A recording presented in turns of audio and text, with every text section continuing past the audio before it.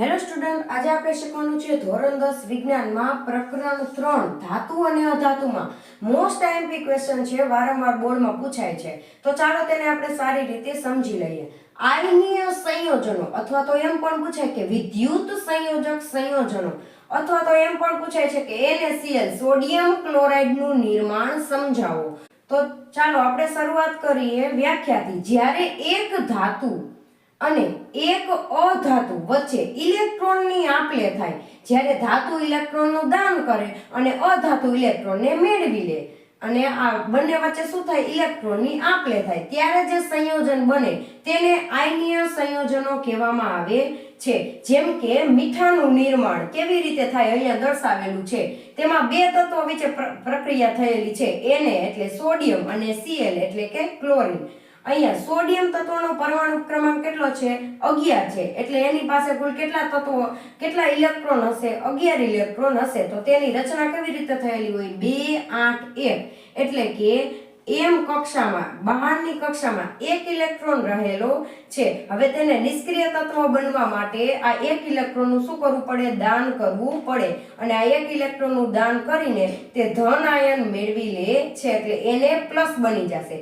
એક ગુમાવેલો એક ઇલેક્ટ્રોન આ ક્લોરીન વાયુ લઈ લેશે, કારણ કે ક્લોરીન પાસે 17 ઇલેક્ટ્રોન છે.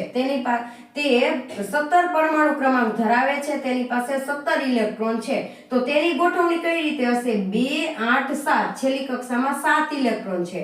અહીંયા 8 કરવા માટે નિષ્ક્રિય તત્વ જેવી રચના બનાવવા માટે તેને એક ઇલેક્ટ્રોનની જરૂર પડશે.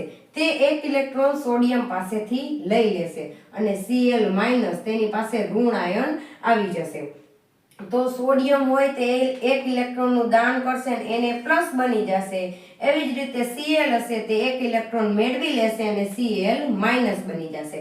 હવે તમને એમ થાય કે અહીંયા NaCl તો ક્યાંય બન્યું નહીં, પરંતુ Na+ અને Cl- બંને વિરુદ્ધ વીજભાર ધરાવે. એક ધન ધરાવે તો એક ઋણ ધરાવે. તો બંને વિરુદ્ધ વીજભાર ધરાવતા હોવાથી એકબીજાને આકર્ષે છે અને સ્થિર વિદ્યુત આકર્ષણ બળથી જોડાઈ જાય છે અને શું બની જાય છે, NaCl બની જાય છે. Na+ Cl- જોડાઈને શું બને, NaCl બને છે. Na પાસે એક ઇલેક્ટ્રોન હતો અને Cl પાસે 7 હતા.